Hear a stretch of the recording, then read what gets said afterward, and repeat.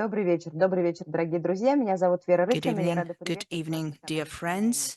Мы продолжаем My говорить name is Vera о самых Rikina. важном, Hello интересном, to the актуальном. Strana и Mir Сегодня у нас channel. большой и We're going to насыщенный talk about the содержательный most разговор про interesting Грузию, про то, things. что там And today происходит, we're going to have a very и про important то, что talk мы можем on ожидать Georgia, what's в going этом on there, регионе. and what Мы we там are to уже expect in организованы this несколькими region. партнерами, немецким We are сахаровским обществом. conducting this В одном из conversation зрителей я together просила with снизить our часть вашей видео partners, звук, чтобы наши the зрители German вас лучше Sakharov разбирали, а Society. вам самим и тем, кто I'm смотрит это asking видео, было everyone бы not лучше to turn слышно. on the Если video кому-то and the заинтересовало, audio наш разговор пойдет на двух языках, in на русском order и на to be английском. able to Мы listen можете to everyone воспользоваться better. автоматическим If you переводом need Zoom.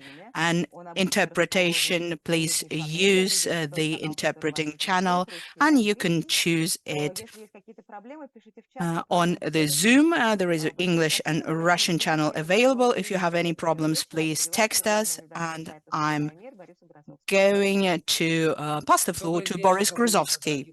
Good evening, dear friends. Our conversation is going to take place in two languages, English and Russian, and I'm going to be conducting this discussion in Russian. Hopefully, our interpreters will be able to manage it. Georgia and Crossroads. I think this title of our discussion reflects quite well on the anxiety-inducing situation that Georgia has been facing in the last years, not without the participation of Russia.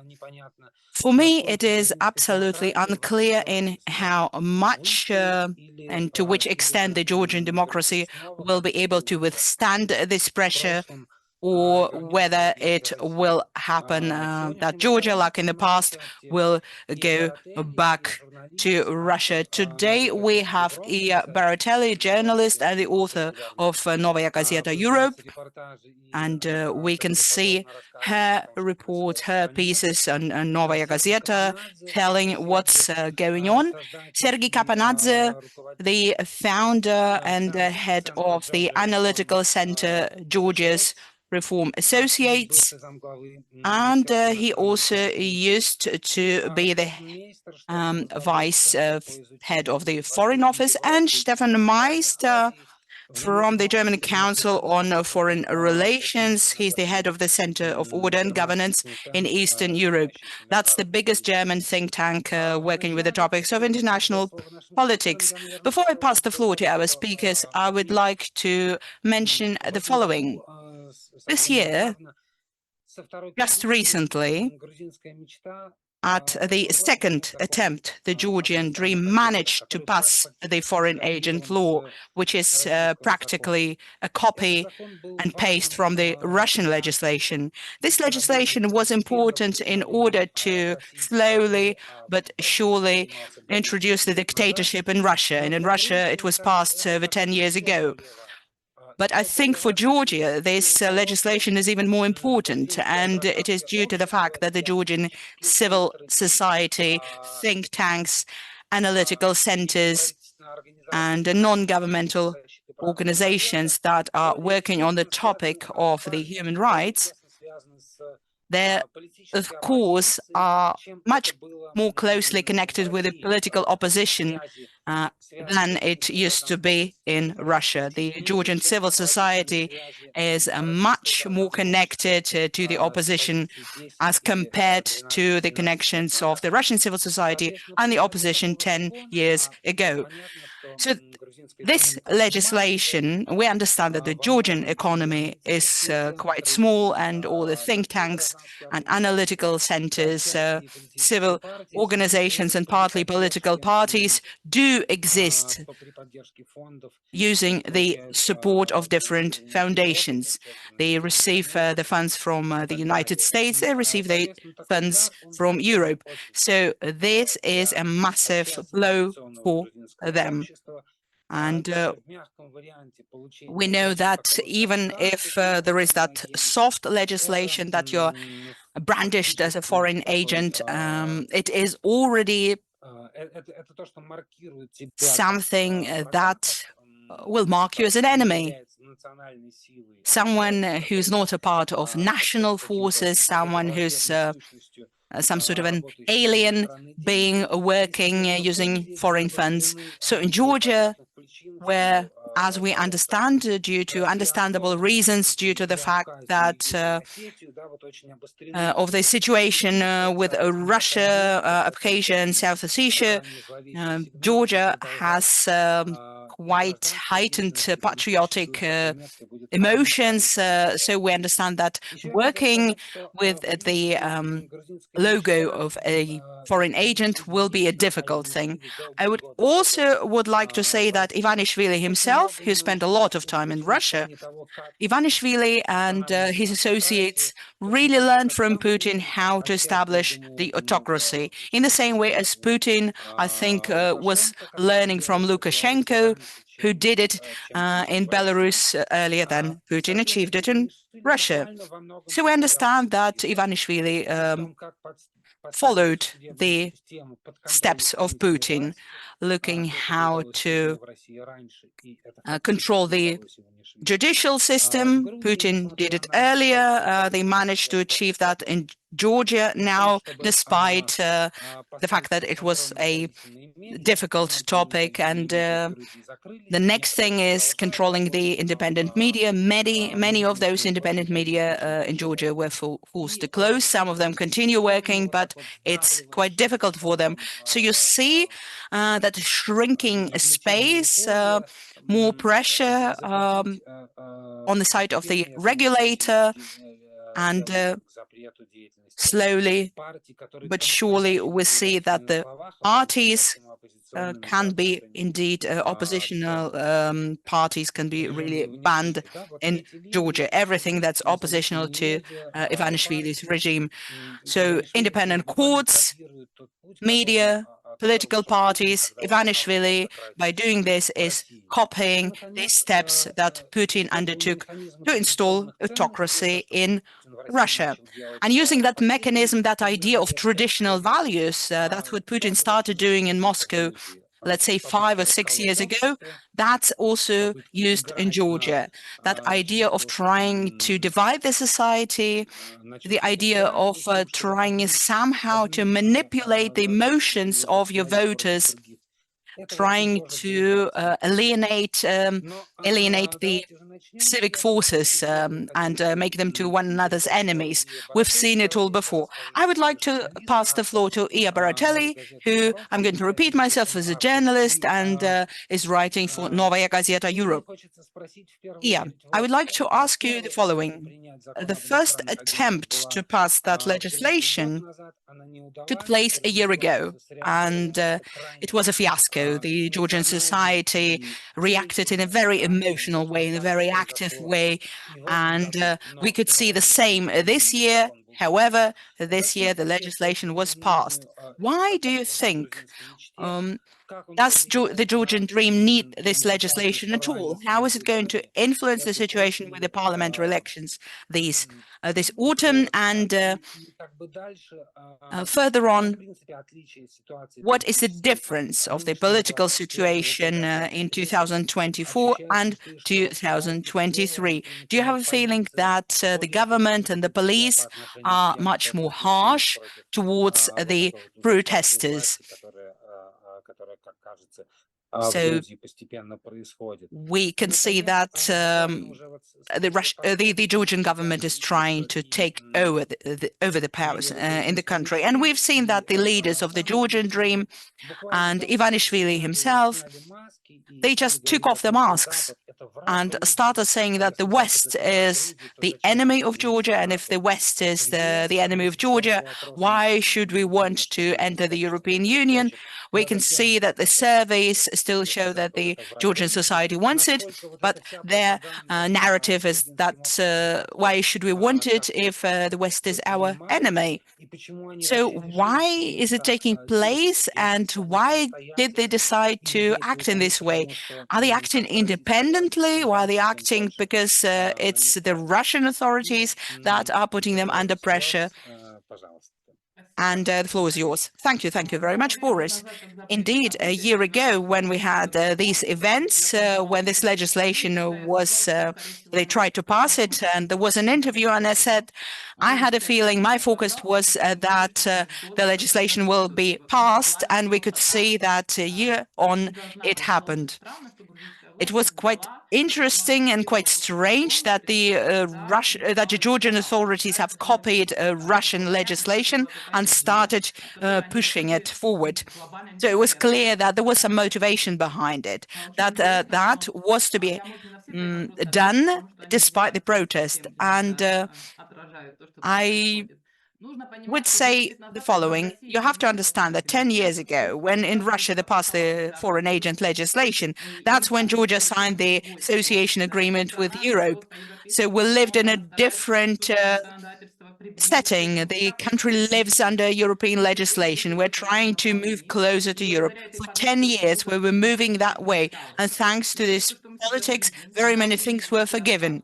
So what we see now, when we're moving back, when we're seeing that copying of the Russian legislation, and it's called Russian law in Georgia, and most of the young people see it exactly as such, that Russia is conducting a horrible war in Ukraine. Russia is behaving horribly towards its own population, and that's why it is a Russian law. So we see we're moving back. And after the end of May of this year, after the veto was overturned, we're living in a new reality now. We know that you describe the funding of our parties. It's done differently. It's not the way you described. The political parties are not funded from the abroad, but that's what exactly that's what's supporting our civil society. So we could see that there is a very clear idea on part of the Georgian Dream. We know that there was a part of the society that was independent, that had their own funding, not from the Georgian state, that was independent in the thinking, and now they're not independent anymore. So we don't know what's going on. We don't know what's going to happen. We see that there are somehow similar problems in Azerbaijan. Everyone tries to take measures in order to continue the activities, to keep and to support the civil position. But the Georgian Dream has that habit of shutting down the opponents and shutting down the parties prior to the elections. But we quite often see that it usually doesn't have any results. So we see that's a preparation for very important elections for Ivanishvili. Despite the fact that he didn't win in the elections, he decided that he needs to come back to the politics. He decided to become a public person again. Very many political scientists don't understand what's going on, why it happened, because we see that this foreign agent law wasn't actually passed in Georgia only. It was actually passed, this legislation was passed in Slovakia and Bosnia-Herzegovina, in Serbia. There are similar laws, and these countries are actually under Russian influence. Possibly it is so. I don't like it when people say that Ivanishvili was forced to do it, because we know that Moldova, for example, is moving on towards the European Union, and it's always a question of choice. And Ivanishvili is not trying to oppose Russia. The biggest motto is we want to prevent the war. So Georgia is in a situation when people are facing a new reality. It's possibly the first time when we really moved away from the pro-Western positions. I can't even say that it even happened during the Shevardnadze times. We had that direction, always had that direction towards the West. And that's the first time that our government clearly and openly starts polemics with the West. Sometimes it looks quite ridiculous. We don't know what the motivation is. What's going to happen? It will be, of course, very difficult. I want to tell you, we've been living as a part of Europe for 10 years. So our middle class people who are probably about 30 years, who are completely included in the European agenda, who can go to Europe without a visa, who know that the country is moving towards the West. It's not just some part of the society that radicalized. It's also civil servants. It's also people who are working for the government who probably got an MA degree at a European university. And so a very big part of the society. And you can't tell them that Europe is something bad. It would be ridiculous. Georgia is a small country that's strongly integrated into Europe, not because we don't have to have a visa to go to Europe, but because this is how a country lives, because we have our obligations, and all the parts of our society are included into this. I don't know how the Georgian Dream is going to come up with some sort of a new ideology for us to stop believing that we are part of Europe. I think it's practically impossible. So yes, there is that very cautious optimism with regards to our young people who went out to the protest actions, and they possibly are going to go attend the elections, and possibly the elections will be the referendum on the question whether we have to move on to Europe. Yeah. I would ask you to speak a little bit slower because otherwise our interpreters won't be able to interpret. Well, I will try to do that. So that was on the question of our situation. We never faced this reality. We never lived in this reality.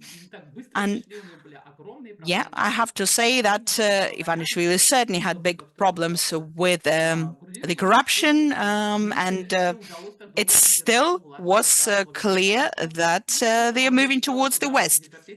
And Georgian Dream was a part of the government for such a long time because the young people knew no one is questioning the Western policy. Well, we know that the statistical data say 60% of Georgian population don't know who to vote for. Now we know that people who used to support the Georgian Dream are facing a choice. They see that they're not moving towards Europe, and it's really funny because in summer, Ivanishvili and his party promised that we're going to be in Europe by 2030. So we are indeed in the situation now that we're promised that we're going to move towards the European Union. And in fact, we see that that's being debated, and there are some funny discussions and arguments with our most main strategic partners. So it really takes some comical shapes and proportions in Georgia, but it's really not a laughing matter because there are non-governmental organizations that are very important for our country, that always had their own position. Many of them work in the area of human rights, and the destiny of these organizations is unclear now because it's a very big part of our society that used to create and forge the people who would be prepared to defend their position, be it political or non-political. Not every person would support a political position or will have a political position at all, but they would support the idea of human rights. They would just do small things to make sure that our faraway regions are connected to the internet or are connected to the water system. And that was done with the help of the Western funders. And let's say our government also doesn't say no to the Western aid. It still receives it. So the West also needs to win on the Georgian territory. We need some sort of reaction. The West has to do something. They have very many levers in order to influence this government, I think so. And we see that the United States are already doing that. There is a new sanctions. There are new sanction measures towards the Georgian government. So yes, we have faced a very interesting period when nobody said anything on the part of the European Union because they were preparing for their European elections. And I think that's what the Georgian Dream was counting on. Now, there is another important aspect. Last year, Georgia became a candidate, although actually we didn't fulfill any obligations that were connected do that. And I think that maybe the government thought, okay, then we can play Europe. We can play these games with Europe. We can behave in a cheeky manner. And if we want something and we can do something, and they will forgive us. We could see it in Hungary, for example. So Hungary does it within the European structures. So I think the Georgian structures try to make the European Union very convenient to themselves. You don't have to have any obligations towards the democracy. If you want us, if you want Georgia in the European Union, well, then the European Union has to tolerate all these actions and the authoritarian tendencies. I think that's the path they have taken. That's what I think. Thank you very much, Iya. One question before I move on to Sergei. What is your feeling we are facing the parliamentary elections in autumn? Will the opposition be able to unite? And if yes, how? How are they going to do that? And if it's going to be like it was last year, what are you expecting then? Well, nothing will stay as it was. The opposition does unite quite often, but it just usually happens quite spontaneously. Now we have our dead season. It's the summer break, and there is no single position how many party lists will be there. The position of the Georgian president is also quite interesting. You need to understand that the rating of the oppositionary parties is very questionable. Are they going to even pass the 5% threshold? That's a big question, apart from the biggest opposition party. So I think that, unfortunately, these wonderful protest actions, when people went out, they didn't add any popularity to our oppositions. The opposition needs to do something in order to earn the attention of these people. And I would like to say that we had a very similar situation with Salome Zurabishvili, because she used to be a candidate from the party in power. So the people really hated her so much that they went for someone from the national movement, and she lost in the first round. This is how it happened. And I suspect and I hope very much that young people who usually don't attend the elections, that young people will find their candidate.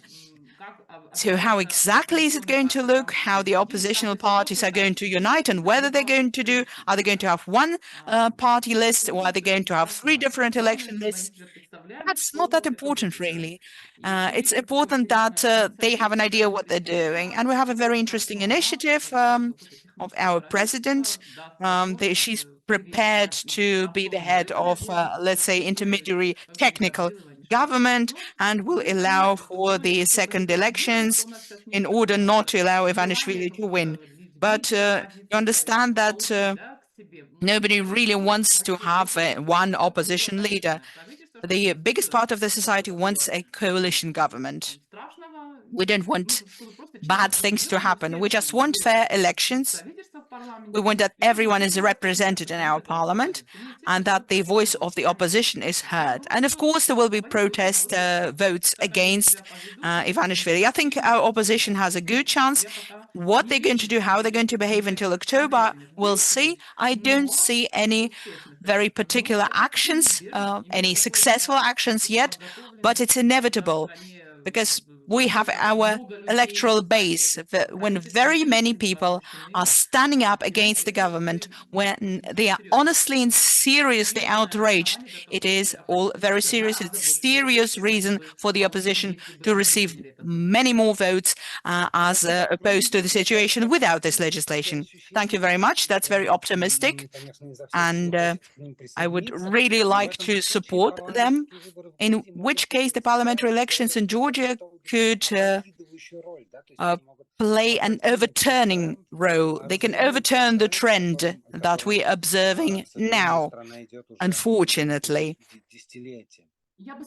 I would like to say, well, I wouldn't say it's impossible, so we do have a chance. Yes, we would like to hope so. Thank you very much. Sergei Kapanadze, I would like to introduce him again. Used to be the Vice Minister of Foreign Affairs in Georgia, and he is the founder and head of the Georgia Reform Associates Center. And my questions to you, Sergei, are quite similar. Why do you think we face the situation with this foreign agents legislation? Why is the situation the way it is? And why did Ivanishvili and his associates, why did they start this openly alienating confrontation with the West? They started it when the war with Ukraine began, but in the recent weeks, it's been really it has reached a scale we've never seen before. Don't you think that Ivanishvili and the Georgian Dream, do they act independently, or do you think they are forced to take certain steps by Russia? And what are your expectations from the parliamentary elections in autumn? Thank you, Boris. Thank you for these questions. I will try to be blunt. I think first of all, the answers to the questions that you posed, nobody can know the answers to them for sure. So all of us are going to be speculating. There's no clear knowledge what is behind this decision, but we can guess. My guess is that when he really decided to push this law, and when he decided to turn back on the European project of Georgia, he did it deliberately. And this answers most of the questions you asked. For instance, why have the law now? Why not backtrack like last year? Or why take off the masks and start attacking the EU and the West? I think the reason for that is that he wants to have a sort of Belarus-type authoritarianism here, where he's the one whose power is unchallenged. And he wants to do that with the mandate of the people. So it's one thing when you deceive the people, tell them you want to do the European integration as they did in 2020, when you argue with the European talking points, when you try to behave in a civilized Eastern European countries manner. But it's the other thing when you make it clear to your population and also to the West and to Europe and also to Russia, obviously, that you have decided to build a sort of new type of authoritarianism state where state is captured by the oligarch in a very similar manner to what Lukashenko does, what Putin does. But most importantly, you go and tell the people about it in advance. Obviously, you you try to завуалировать, so to say. You try to put it under the blanket of defeating the opposition and depolarizing and sort of trying to counter the West's malicious intentions in the country. So you find the talking points, how to hide this. But the bottom line is that he goes to the people and tells them, this is how I want to run the country, and vote me. Now, when he came out and spoke on April 29th, this was a very chilling speech, because he basically said that he's coming to power again after October, and then he plans to literally arrest everyone. That's literally what he said. And he has that, and the rhetoric he used there was in no way different from the rhetoric of Lukashenko or Putin or any other leader who demonizes whatever segments of society. In this case, this was the opposition, this was the free media, and this was the NGOs. So I think he has made a very deliberate decision that he wants to build a dictatorship here. Now, okay, it means that he says no to the European Union, but the European Union has become a problem for him recently, and the West has become a problem for him recently, and for his governance, because West somehow was using different leverages to make them change some of the policies. For instance, to reform the court, or to do some other reforms, or to do the electoral reform. And so he wants to get rid of that leverage. He has made it very clear that no, I'm not going to play by the Western rules. He's going to play by his own rules. So in a way, I disagree when somebody says that we are at the crossroads. I think that Georgia has already passed that point, that we're not on the crossroads. We have gone quite far towards authoritarianism like in Belarus. The only difference is that we just have elections in 5 months. So that's like a point when we can still reverse. In fact, I think what Ivanishvili did is a lot worse than what Yanukovych did. Yanukovych simply said no to signing an association agreement without any clear sort of path in front of him.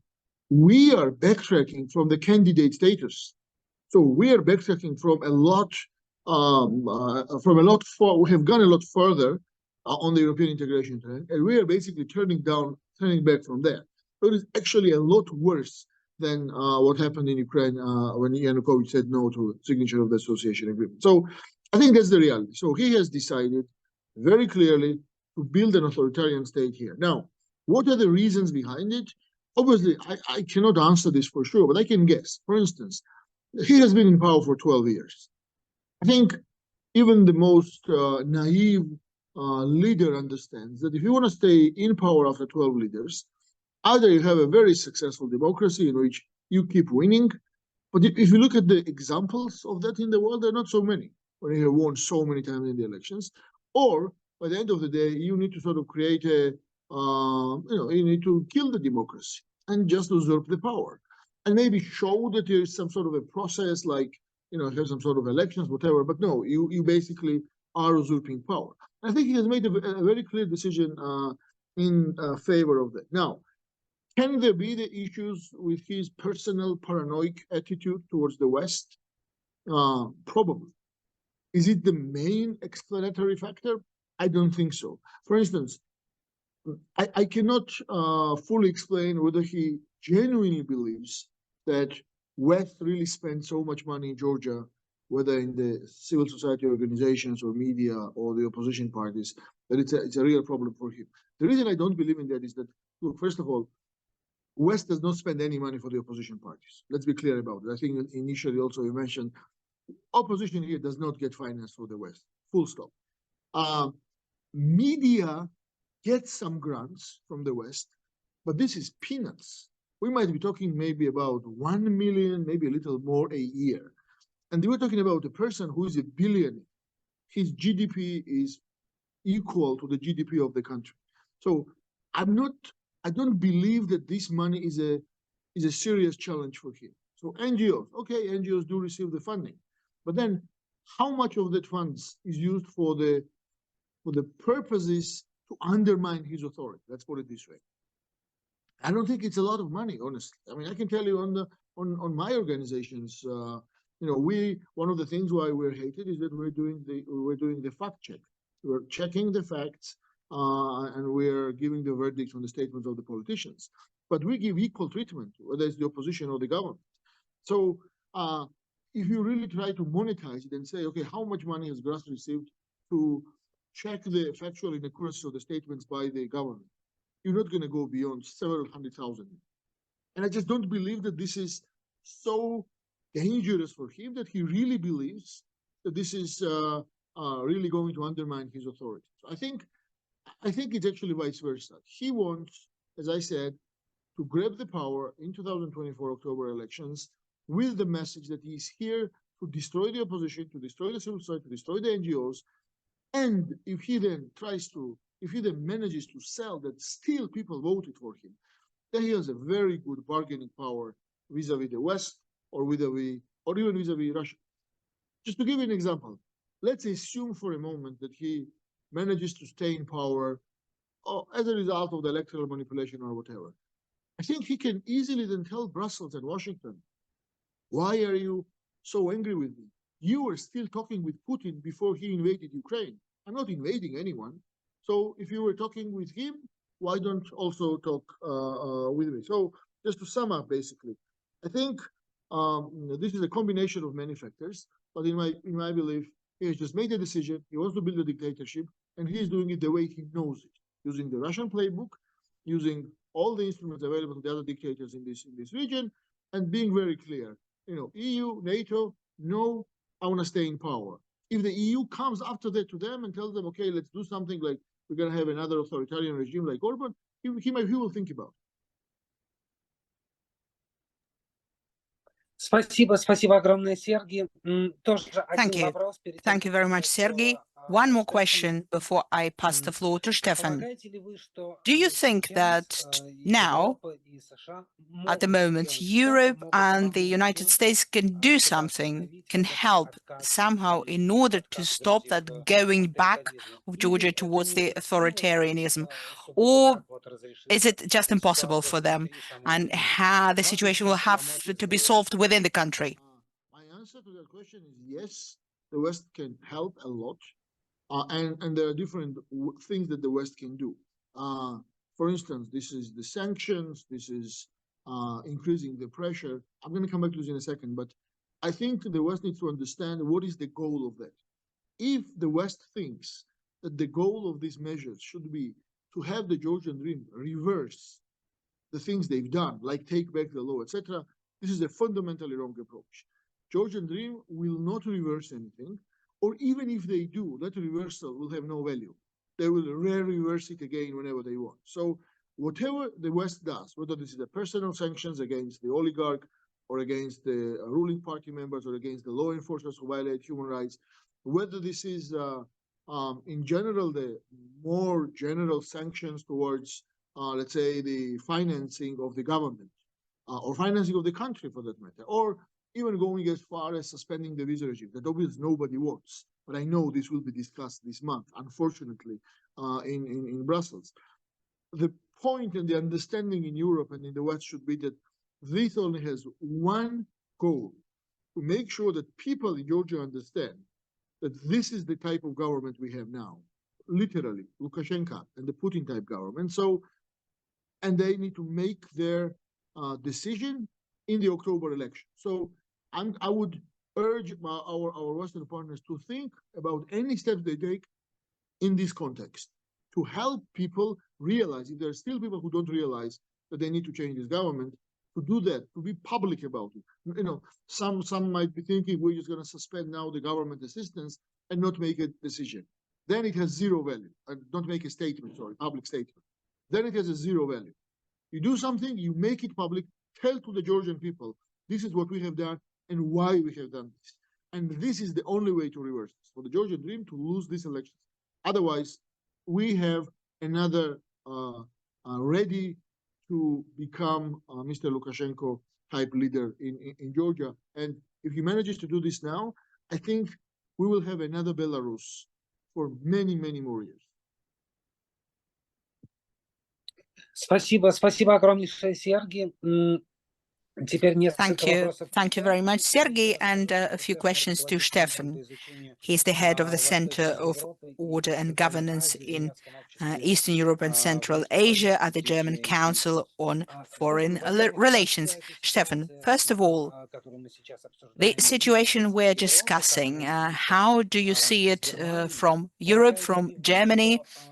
Don't you think that Europe and the European Union can somehow stop this movement of Georgia back to the authoritarianism? Do you believe that in the previous years, we know that Georgia declared its European choice over 10 years ago.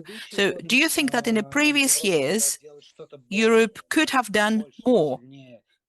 Could have somehow opened itself up to Europe a bit more in order to stop debating the question whether it's part of Europe or not, giving the answer, a clear-cut answer that it is. And do you think that generally this very slow that's a very slow movement of Georgia back to the authoritarianism within the last 12 years can be stopped? Can this movement be stopped? What can Europe do? Stefan, please, the floor is yours. Thank you. Thank you for the invitation. Thank you for this opportunity also to discuss this topic. You can hear me well, yeah? So it's all perfect. Okay, excellent. I also want to say first that I have to leave a little bit earlier because I'm traveling at the moment in Ukraine, and there are some issues in the back. The second thing I want to say, we're working closely with EU institutions on the South Caucasus and also on Georgia.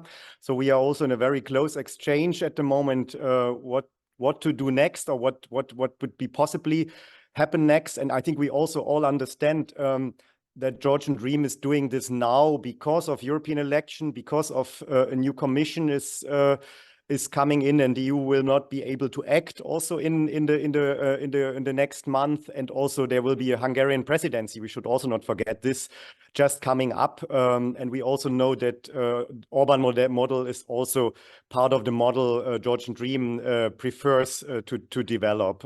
So I think these are also reasons I would see why it is also happening now. I also want to say it's also interpretation. We also, when we project to the past, what went wrong, what should have been done differently, I think there are several points we can make, but it's also a matter of interpretation. I just want to say a couple of words how I assess the situation. I don't think, as you asked me initially, that this government is first of all moving towards a partnership with Russia. I think my impression is that Ivanishvili wants to benefit from both the relations with Russia and the EU. He wants to have economic benefits also from both sides, but he also understands that for his power, and I think Sergei already said this, for his power, EU integration is really dangerous. It can cost him the power, so he has to stop EU integration in the end, but he has the problem that there is a very pro-European society, so he cannot stop it by himself, but he has to provoke, let's say like this, the EU in such a way that Brussels or the EU member states decide that they don't want to have Georgia. I think we also have to understand that Russia's interests in the South Caucasus have changed with the war against Ukraine. We see that Georgia is becoming even more important for Russia in terms of transit, in terms of trade, in terms of circumventing sanctions, access to Turkey, access to Iran, North-South Caucasus. So I think for Moscow, Georgia is even more a key country, and it invests also a lot in the relationship with Georgia and with this, especially with this government. On the other hand, I would say this Georgian government is also doing a policy of hedging. So it tries to secure its relations with Russia, looking also to this war. I think we should not forget this country is very vulnerable with the two disputed regions, Abkhazia and South Ossetia, which are under Russian control. And I think also this kind of threat of Russia, threat of a war is something Georgian Dream is playing is playing with the society, and it's deeply also in the society. I think the core conflict is for me about the personal security of Ivanishvili. It's about the 7 billion in Swiss banks he has no access. It's about the US who went for money laundering also of Ivanishvili. And I think it's also about that he believes he cannot leave power. It's a typical development we have with authoritarian leaders, that they think it's about their personal security and they have to stay in power and they have to control the country. So I think it's in this sense maybe it's a bit similar with Mr. Putin.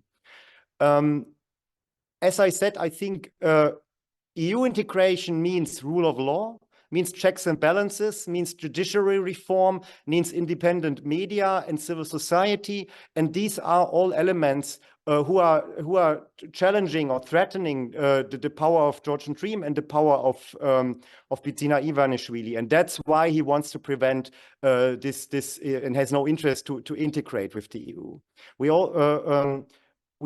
And I think I also made this point. I think GD needs to spoiler the EU in a way that it stops the integration process. I agree also with Sergei. I think we are already in a new reality. So it's not anymore a polarization game between opposition and Georgian Dream, but Georgia is already an authoritarian state, and it's moving to a full-fledged authoritarian state. And I think what we have seen in the last weeks in terms of violence, in terms of attacking people, in terms of Titushki, in terms of all these methods to threaten people. I think we know this from the playbook, also from Russia. And I think that's really a different reality. We also have to understand this opposition is very weak. It's disunited. And I think also the opposition we have at the moment in Georgia is part of the problem, and it's not part of the solution. It's seen by most of the Georgians not as an alternative to the ruling party, but sure, I think this is maybe the one of the key elements to prevent also a full-fledged authoritarian state. But I think the lack of alternatives, of political alternatives, is a big problem for this country. And I think this change, this alternative, has to come from civil society, from organized civil society. I think the president is not a very popular person. She is at the moment maybe the most integer person in a way, but she's not the future of this country. She can only build a bridge into the future with her activities. I don't think that the EU understands really sufficiently the importance of Georgia like Russia understands it. I think also for the EU, Georgia is a key country. It is very important in terms of geography, in terms of also the reforms it did, in terms of a very pro-European society. And it had really a strong impact, not only in the South Caucasus, but also beyond the South Caucasus. And if Georgia fails in a way that it's integrating with the European or Euro-Atlantic institutions, it will have an impact also on Armenia. It will have an impact also on, for instance, Azerbaijani civil society. So I think it's really crucial also to keep Georgia in a way on this European track, despite all the difficulties we face at the moment. I think if we ask about the mistakes of the past, I think the EU and the US reacted too late to the erosion of this governance system. We were still funding this increasingly authoritarian government. There were not sufficient conditionalities also for the funding the Georgian state got. And I think we repeated the mistake of Moldova under Plahotniuc in the past, when Georgia was still more or less, or in Moldova at this time, but now Georgia was still more or less okay and better than many other countries, but already the track was very, very clear. I think really the way of funding of Western partners is, in my opinion, a problem in terms of conditions. I think I think it would be a mistake to stop funding for civil society, for independent media, but I think it's really it's important to not only sanction these people who are responsible for this authoritarian move, who are responsible also for violence against the society, but it's also important to stop funding of the state in a way that it's also outsourcing a lot of tasks of the state to external actors, which then funded by the US or by the EU. I think another problem I see is also that the civil society, in a way, which has been funded also from the West, has become a bubble. It has a limited access to the society, limited context, especially outside of Tbilisi. And I think with all the disinformation campaigns, with all the administrative resources GD has, it has quite a strong impact in the region. It's also about manipulation, it's about threats, but it's also about building a system through the whole country. And I don't think that civil society has really this contact throughout the country in a way that it really can outreach and really can explain what is going on in this country. The next issue for me is that we have a generational conflict also in this country. The old generation is still very conservative. we have a younger generation which really have a change also of values. But this is very much linked to Tbilisi and to the bigger cities of the countries.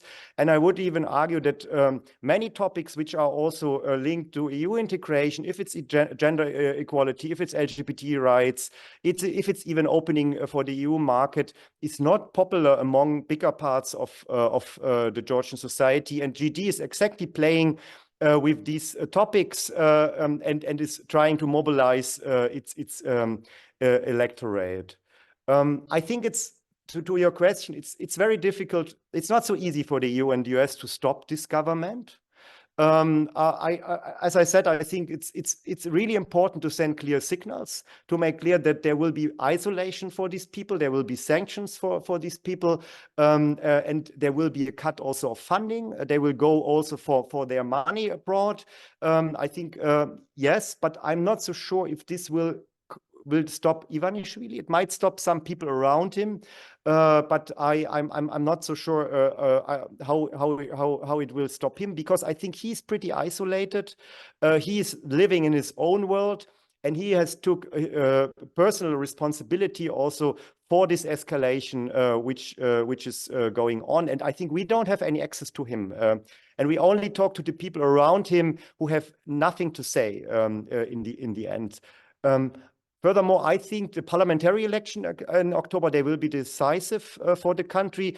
And I think it was a mistake to give Georgia the candidate status before the parliamentary elections. I think they should have been linked to free and fair elections, to a free and fair campaign, and not given before to this government, because I think the election is the main trigger point for change. I think we haven't focused enough also as EU to this on this election. This happens now. I think the EU is very closely observing what is going on. It will try to support also in a way that it will be free and fair election, but it will be very difficult because they already have changed the rules of the game.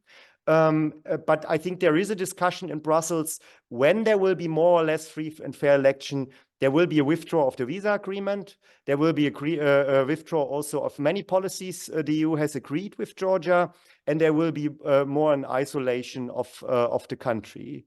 I think this is, in my opinion, personal opinion, this is a problematic policy. I think there should stay like this European path also for the country, and I think it's really about not punishing the society, but punishing the decision makers, the elites who are responsible for this policy. And I think we really have to rethink the funding schemes. We have to create a different conditionality, and I think, as I said, keeping this path. I think where the EU failed was also in supporting the institutionalization of change. We can see how easy it is to withdraw a lot of things which have been decided in the past. And I think Georgia is another example where this transformative power of the EU in the end seems to have failed, where there were no deep reforms, where there were no institutional changes. And I think there is also a need to rethink the instruments and the way also the relationship and the enlargement process is working with a country like Georgia. And again, I think it hasn't been mentioned, and it hasn't maybe been mentioned already too often, but for me, for Georgia, it's decisive how the war in Ukraine will go on and how it will end. And I think it also the way the West is supporting that Ukraine is really winning the war and not just not losing the war, is decisive also for the future of Georgia and how this government is able to move forward, to develop relations with Russia. So I think it's also about how we invest in Ukraine, but also how the EU is really developing a more serious policy towards other post-Soviet regions, and also weaken Russia's role in these regions. I think we cannot impact maybe Russia directly, but we can impact about the countries around Russia. Also, how how Russia develops, and I think and how Russia can also act in its neighborhood as a disruptive power. So I think that's something where I see half steps forward from the EU, but where I don't see really a more serious policy, building up really leverage, building up really also competing also as a norm setter with Russia, and being a really more powerful actor also in these regions and countries. So maybe I stop here at this point. Спасибо, спасибо огромнейшее, Штефан, и вообще спасибо за то, что Thank you. смогли Thank you very much, Stefan. Thank you for this opportunity to get in touch with us while still traveling. One short question just before you leave us. Do I understand it correctly that I'll put it this way. Last week, I saw that message by one of the members of the European Parliament in case that Georgia continues moving on with its course, the visa-free regime for Georgian citizens in Europe will be taken back. Do I understand it correctly that at least until the parliamentary election in autumn, you would say that such a measure is way too premature, because you shouldn't be punishing the society, you should be punishing those representatives of the powers who conduct these policies? Exactly. I think that's the point. So I think there will be no big steps from the EU until the election. I think there are much more punishment is now discussed in Brussels with also what happened. There were some people from foreign organizations who could not enter Georgia. There was more violence also against some people, and that's really that's very much discussed at the moment in Brussels, how to sanction those people who are responsible for these steps. So I think that's something I can imagine this will happen under the election, and also to signal to the people around Ivanishvili, you personally will be punished also for this support and for the decisions which are made here. I think that's really seriously discussed at the moment. I don't see any step towards visa abolishment until the election, but I think what is seriously discussed is if this election, if GD wins this election and the election are, let's say, more or less free and fair, whatever it means. I think it's, in my opinion, also problematic. Yeah, so I just say what is discussed. Then it's very likely that they take back visa-free visa travel for whole Georgia, because then there is the interpretation.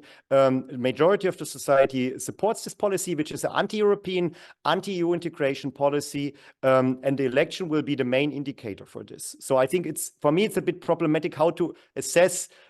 Is this really a free and fair election? Are we still in an environment where it is possible at all to have free and fair election in Georgia? When we're discussing here, this is moving to an authoritarian state, and we also understand that this is about what GD is doing now is about the absolute majority. To get the absolute majority, they understand without manipulating, it's impossible to get the absolute majority.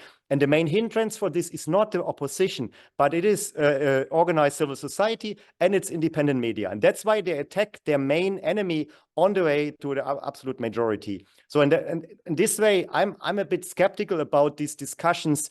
If we have this more or less free and fair election, we will take back visa-free, because we won't have it. Yeah, and then what we are doing, then maybe we just moving forward with some single people to sanction. But I think we missed the moment when there was much earlier the opportunity to give Georgia this membership perspective, when there was still a different dynamic in this country, to move towards EU integration. That was the moment when the EU and especially the EU member states missed to offer Georgia this membership perspective. And only because of the war of Russia big war against Ukraine, this decision was made. And I think that's, for me, one of the, or maybe the main mistake of the EU, that when there was this transformative power, when it was not possible to move where they are moving now, they didn't make this decision. And I think that's maybe a really also historically seen a big mistake. And I think it's maybe similar with Ukraine. If there would have been other decisions earlier,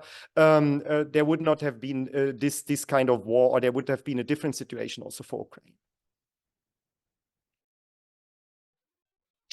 Спасибо Thank огромнейшее, you. Стефан. Thank you very much, Stefan. Пусть все хорошо будет And в Одессе. let's hope that everything is well До in свидания. Odessa. Спасибо огромное, And что присоединились. goodbye. Thank you У very нас much for being with еще us. примерно 15 We do минут. have about 15 minutes, dear friends. Those of you who listen to us, you can ask your questions, you can send them to the chat and write them in Russian or in English. In the meantime, I would like to ask Iya the following. I do understand that the summer is not a very good season for political life in Georgia. However, it is sounds a little bit unusual to those who are following European policies closely. What do you think? Which scenario would be a good scenario for the elections, parliamentary elections in autumn? Is the unification possible?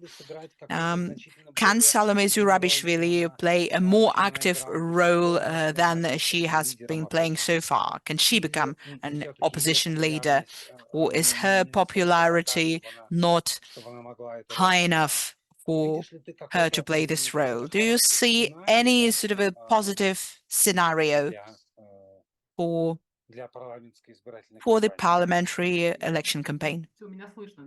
Can you hear me? Yes. Thank you very much for this question. I hope that there are some people who are interested in such detail. I'll try to be more particular. Of course, the Georgian opposition is coming together. It is a fact. There was a charter signed. It was the initiative of our president. She came up with that initiative to gather the opposition. Not every member of the opposition speaks to the other members, and they somehow came up with a solution. They decided to unite in order to win in the elections and then to call up the new election in a year's time. So there will be like a technical transitionary government. So previously they didn't have that aim. It was more about the representation of the opposition in the parliament. Now it's all about Ivanishvili shouldn't get a majority. The majority should belong to the opposition. The opposition should get the power in as much as to become capable of changing things, taking back these laws that are alien to Georgia and so on. So speaking about Salome Zurabishvili, well, that's an interesting process. Let's say I'm not a fan of Zurabishvili, but she became popular among young people. What's happening now? We can observe that there is a person in the governmental structure, in a power structure, who mitigates this situation.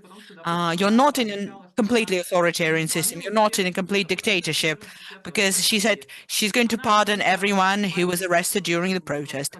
She's openly speaking up against some anti-Western statements of the government. She immediately comes with a counter statement that criticizes that. We see that sort of a tension within the government. She's a part of the government, and the society receives, let's say, confirmation that the government is not acting correctly. So we see a vivid discussion within the structures of those in power. We see that someone is saying, okay, I'm criticizing what Georgian Dream is doing. And they see an ally in Salome Zurabishvili, who certainly has an option to speak up due to her position. Whether she's going to stay the leader of the opposition, by the end of the year, her term will run out. And the next election of the president, it will depend on the parliament. The parliament will elect the president. So if the opposition wins in the parliamentary election, Salome Zurabishvili will have a guarantee that she'll get the second term. But I think if the opposition wins, that won't be an important factor anyway. But if the opposition loses, then she won't get anything. She won't be elected. Someone else, maybe Bedzina Ivanishvili, will become Georgian president. Because why not? His concept of seeing Georgia as his personal offshore area and presenting himself globally as a leader, one of the countries, well, I think that's exactly what we're seeing. In this concept, Ivanishvili will be also seen as a president, although it's a symbolical position. Yes, I do think that the opposition will unite. And there are no other options. If they want to win, if they want to achieve anything, they will have to unite. And this is usually what happens in Georgia just prior to the elections. That's a normal rhythm of this development. Now people need to relax, watch the European Football Championship. Now, then, when the football is over, these development will win on a pace. And there are different perspectives on that. There are different suggestions uniting the whole opposition, and there is a different view that the national movement has probably also a large group of the population who won't support them. But they are the biggest ones. They certainly are going to be members of parliament. The question is how to unite all those pro-European parties who are not really widely supported in the society. They have very low approval rates. So I think they are going to somehow unite in a technical way. I think the problem of them uniting is, well, more a human problem. And we're going to see, shortly before the elections, we're going to see how it happens. We don't have any other way. We don't have one leader who can call up the revolution, a leader who will be followed by everyone. No. Georgia turned into a very parliamentary, very European republic where you have to have a government and people have to agree with one another. So whenever there are problems in Georgia, among different politicians, our European partners are calling up for creating coalitions. So the Georgian Dream doesn't want to enter any coalitions. They came to power 12 years ago with a coalition and then decided not to do it anymore. They just appointing people and they don't have to make any agreement. They had a prime minister. It was in 2020 their number one, and now he's seen as an enemy of the people. So you see, there is no ideology behind it, apart from the fact that people just want to keep their power in their hands. So they appoint people who wouldn't have any ambitions, and who would just follow what they're told. They're going to be talking about the United States of America. They're going to talk about Masons and so on. And people who enter the Georgian Dream will get good positions if they can follow Ivanishvili's orders. So the Georgian Dream doesn't want any coalition. They just want to keep the power and receive 60% of all the votes, which would be a disaster if that happens. And if they somehow will have an unfair election, which will be openly unfair, well, it also will be a disaster, because I don't know what the next steps will be. Because we had that opinion, no, the visa-free travel should be taken away after the elections, but, well, that will be very bad, because there will be absolutely no influence on the chances of the Georgian Dream to become a part of the government. Now they're saying, oh, look, we are very strong. Nobody's going to take away our visa-free traveling. Hungary is supporting us. Slovakia is supporting us. They're going to be voting for us. So it will be a very bad scenario if they actually get 60% of the votes, or they somehow fake that and say that they got 60% of the votes, because nobody seriously will support them that much. It will be a very bad scenario for our country. There should be some diplomatic efforts prior to the October that will somehow aim at this. There was a very good example in Berlin. Our prime minister was talking at the Ukraine Recovery Conference. And within 24 hours, we haven't heard any funny statements. Nobody was talking about the party of the war. Nobody was talking about the West being bad. He's mentioning how great the West is and how we're cooperating together and how we support Ukraine. So it was like a fountain of interesting statements. So Berlin certainly was a very good influence on our politicians. So let's see what else is going to happen prior to October. Well, wonderful, wonderful. Of course, it sounds slightly schizophrenic when the same people are saying such different things. Surprising, really. And the same question to Sergei. And Sergei, I would also like to ask you, apart from your opinion on the good or bad scenario after the parliamentary elections or prior to the parliamentary elections, my additional question to you is, what do you think whether those in power in Georgia really have any options to manipulate the elections? Because I heard different opinions on that. Some people think that they probably will be able to manipulate, to falsify 10% of the votes. Other people think that they can, let's say, buy the votes by providing subsidies and other benefits, what Ivanishvili really likes doing. So bearing all that in mind, what do you think about the parliamentary elections? I'll start with the first question about the electoral setup. What makes the situation difficult here is that the Georgian Dream a few years ago banned formal electoral blocks and raised the barrier for the proportional elections to 5%. So what he is saying is correct. The history of the Georgian pre-election political life is that in the very end, the parties unite. But the problem here is that they cannot really unite in a classical sort of block way. For the parties to unite, they have to either create a new party and risk losing all the party identity, number, whatever they had, or they go at it alone. And if they go at it alone, as Leo was correctly saying, many of them do not have a chance to clear the 5% threshold. If you look at the previous elections, on the average, about from 15 to 20% of the parties were receiving less than 5%. So from 15 to 20% electoral vote was going to those parties that received less than 5%.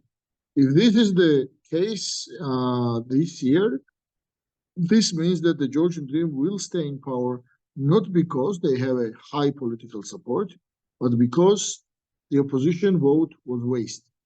So the discussions about whether we have a one-party list or two or three-party lists are basically the discussions about how to minimize the loss of those votes who do not clear 5% threshold.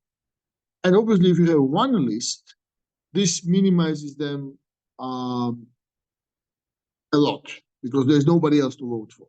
Then the question is, will you really have a one list? Because if you have a one list and two other parties, two smaller parties who don't decide to go under this list, then you can theoretically lose 8%. Like two of them get 4%, and then you lose 8%. But if you have three coalitions theoretically are also a very good answer if all the opposition parties are in these three coalitions and if they all clear the threshold. Then actually the vote is not lost, and you're also giving choice to the voters. But the problem with three is that some parties, they'd rather join one list and then have a sort of a defensive argument. Look, everybody was there, that's why I also got in. Then to join one of the three, because then you sort of have to explain why you joined that one and not the other one. And if you join that one, is this because they are close to you ideologically? And that is actually a problem because many of these parties are not close to each other ideologically. So I agree, by the end of the day, it's logical for all these parties to say, okay, we are going to go at a single front against Georgian Dream. We're not mixing our identity, we're just creating one uniform front line because this is just too much at stake. It's basically democracy versus dictatorship, Europe versus Russia pre-electoral battle.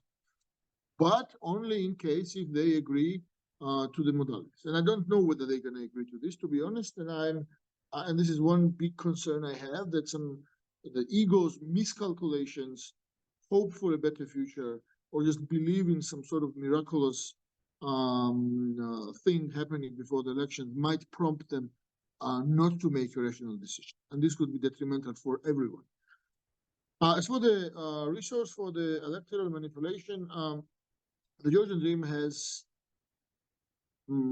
basically captured the state, and this comes with the bonus. So they have, I'm guessing, so for them to win the elections, they probably need to have 1.1 million voters. If they have more than 1.1 million, they have won. If they have 1 million, depending on what is the word voter turnout, they might win or lose or be at the verge. If they have less than 1 million, let's say 900,000, then there's a fair chance they're going to lose quite bad. If they're below 900,000, they will lose for sure. That's basically the electoral math in Georgia. So now they have probably something like 300,000 public servants. When I say public servants, I just don't mean the ministries. I mean also all the other regional bureaucracies and all that. They've been very good in setting up the legal entities that are set up by the state, but they're not really doing anything. And basically the state budget goes into employing people who have no work to do. They don't even have the table or a seat. They just get paid, let's say, $200 or $300, something like that from the state budget. And this is the way to keep them loyal to the party. So that is about 250, 300,000 people. And then you have also around 300,000 or so people who are the so-called socially vulnerable. The socially vulnerable, they receive either the pension or some sort of other aid from the government, and the government is actually quite good in pressing these people into basically selling their votes in return for this social assistance. And then you only need to get maybe 200,000 other people. And these 200,000 can be garnered literally with any message box. You can garner them with a pro-European message box, or you can garner them with a pro-Russian message box, or you can garner them with the message box that the government now employs, which is, we are here to protect our sovereignty, our Christianity. The West and Europe is imposing this LGBT propaganda or whatever on us. We're defending against that. They want to, they want to be masters, and we're not going to be slaves. They are trying to undermine the sovereignty here with the revolutions. That's why they are spending money on the NGOs. And you don't need to persuade more than half of the people for this. You just need to persuade, I don't know, several dozen thousand people, literally. And that goes also into the sort of bucket for them. And then you have a petty vote buying before the elections. Literally, I don't know, 50 laris for a family. Like it goes down like 10 laris, which is like $3 per person. But in a poor country, this works. So do they have the resource? They do, but this is not the type of resource you would see, let's say, in Russia or in Belarus, where you have on a grand scale vote ballot stuffing. We're not going to have that because in Georgia, it's hard to stuff the ballots. It's hard to rewrite the protocol. We also had this during the last elections, but the percentage of that is not that high. So you cannot win elections. If people actually voted against you, you cannot win the elections by rewriting the protocols in Georgia anymore. I think, and that is what encourages me and many other people, that if many people go to the elections, if youth goes to the elections, and if they actually vote, also because we have now the electronic counting of the votes, it also solves some of the problems, creates others, but solves the so-called traditional problems. If that is the case, they might have a problem holding power. But, and this leads me to my last point, what I would be concerned about, if I was a Georgia watcher or a fan of Georgia from outside, would be once they lose the power, once the numbers at 9 o'clock, the preliminary numbers say that they have lost or the numbers say that they are lost or they're close to losing. What happens if they decide to simply do what Lukashenko did, which is bring out the police and kind of usurp the power? That's the big question that we all need to be able to answer. And our Western friends need to start thinking about that. What do you do in that case? Because because as I said, he already has gone down on the path of declaring an authoritarian regime here. And from there to getting the army and the police out and telling them disperse the rally, even kill people just to keep my power, it's only 5 minutes. And so I think that's the bigger thing that we need to be worried about. Not the entry of the Russian troops or this sort of other thing that they might use it here for the propaganda purposes, but this is the biggest danger that we face after the October elections. But as I said, just in the final sentence, if many people go and if people defend their vote, it will be very hard to implement also this plan, because then I don't think police or the army or the others are gonna follow the order of a government which does not have the legitimacy of the people in the elections. So I'm still hopeful, but we are extremely close to irreversibility of dictatorship in Georgia. Extremely close. Never been so close as we are now. Спасибо огромнейшее. Мне кажется, это очень точный анализ. И буквально вот... Thank you very much. I think that was a very good analysis. The pressure on one group of the voters, the attempts to buy the other group of voters, and the divisive attempts at the society. That's all the strategy that have been used in the past, and the state capturing is a good description of what's happening now.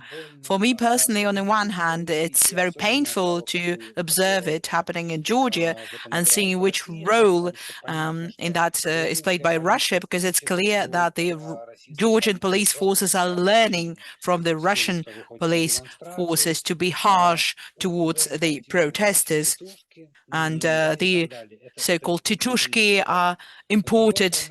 So it makes me anxious. On the other hand, what we've heard tonight also gives us some reason to have a hope, because the Georgian society heroically is opposing these tendencies. I think that's obvious to everyone.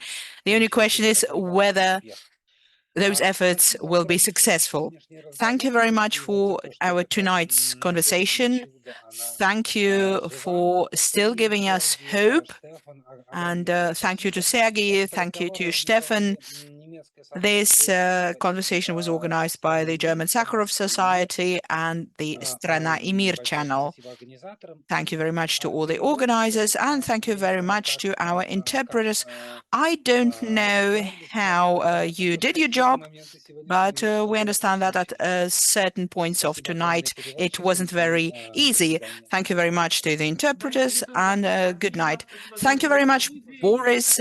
Thank you for your interest to Georgia and for being such a great moderator. Thank you. That was very pleasant.